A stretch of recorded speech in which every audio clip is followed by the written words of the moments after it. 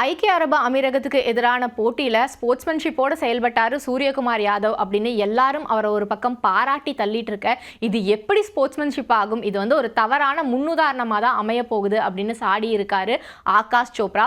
ஐக்கிய அரபு அமீரகத்துக்கு எதிரான போட்டியோட 13வது ஓவரை இந்திய வீரரான சிவம் துபே வீசினார். அந்த ஓவரோட 2வது பந்தை சிவம் துபே வீச வரும்போது அவர் வந்து தன்னோட இடுப்பில் சொருகி வச்சிருந்த அந்த சின்ன டவல் வந்து கீழே விழுந்துருது. அந்த சமயத்தில் கிரீஸில் இருந்த வீரரான ஜுனைத் சித்திக் வந்து கிரீஸை விட்டு லைட்டாக வெளியே வராரு. இதை பார்த்த சஞ்சு சாம்சன் அவரை வந்து ஸ்டம்பிங் பண்ண ட்ரை பண்ணுறாரு, ரன் அவுட் ஆகிற மாதிரி.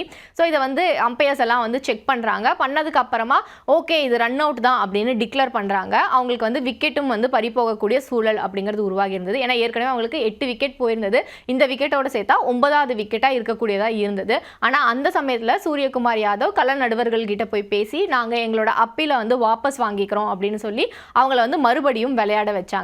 இதுதான் வந்து உண்மையான ஸ்போர்ட்ஸ்மேன்ஷிப். ஏன்னா ஒரு துண்டு தவறி விழுகுது, அதனால வந்து பிளேயர் டிஸ்ட்ராக்ட் ஆகுறாங்க அப்படிங்கிறது ஒரு மனிதர்களுக்கு வந்து ஒரு இயல்பான விஷயம் தானே. இந்த டிஸ்ட்ராக்ஷன் வரது அப்படிங்கிறது அது வந்து உண்மையிலேயே ப்ராப்பராக நடந்து அப்படி அவர் அவுட் ஆயிருந்தா பரவாயில்ல. இது வந்து நம்ம தரப்புலையும் தப்பு இருக்குது, அதை வந்து உணர்ந்து தான் சூரியகுமார் யாதவ் வந்து இப்படி செயல்பட்டார். ஸோ இது உண்மையிலேயே ரொம்ப நல்ல விஷயம் அப்படின்னு எல்லாருமே அவரை பாராட்டிட்டு இருக்காங்க.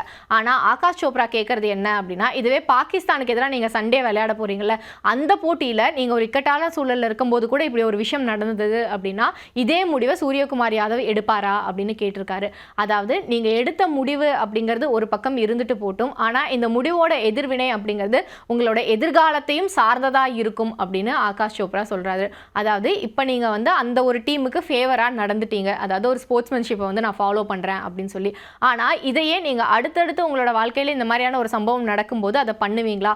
அப்படி நீங்க பண்ணாம போனா அதையும் வந்து எல்லாரும் கேள்வி கேட்க தானே செய்வாங்க. அந்த டீமுங்கனால சூரியகுமார் யாதவ் அப்படி நடந்துக்கிட்டாரு, ஆனால் இவங்களுக்கு வந்து அவர் அப்படி பண்ணல பார்த்தீங்களா, அன்னைக்கு அவர் நல்லா தான் இருந்தார், இன்னைக்கு வந்து அவருக்கு வந்து சரியில்லை பாருங்க அவர் பண்ணது அப்படின்னு பல்வேறு எதிர்மறையான விமர்சனங்களை அவர் எதிர்கொள்ள நேரிடும் அப்படிங்கிற மாதிரி ஆகாஷ் சோப்ரா சொல்லியிருக்காங்க. எது எப்படி இருந்தாலும் கிரிக்கெட்டோட களம் அப்படின்னு வரும்போது அங்கே வெற்றி தோல்வி அப்படிங்கிறதா எல்லாருமே விளையாடுறாங்க. இருந்தாலுமே வந்துட்டு ஒரு நியாயம் தர்மம் அப்படிங்கிறதும் நிச்சயமாக இருக்கணும். அந்த வகையில் தான் சூரியகுமார் யாதவ் செய்த செயலை வந்து பெரும்பாலானவங்க பார்க்குறாங்க. ஆனால் அதற்கும் வந்துட்டு விமர்சனங்கள் வர்றது அப்படிங்கிறது கொஞ்சம் மனசுக்கு வருத்தம் தரக்கூடிய ஒன்றா தான் இருக்குது.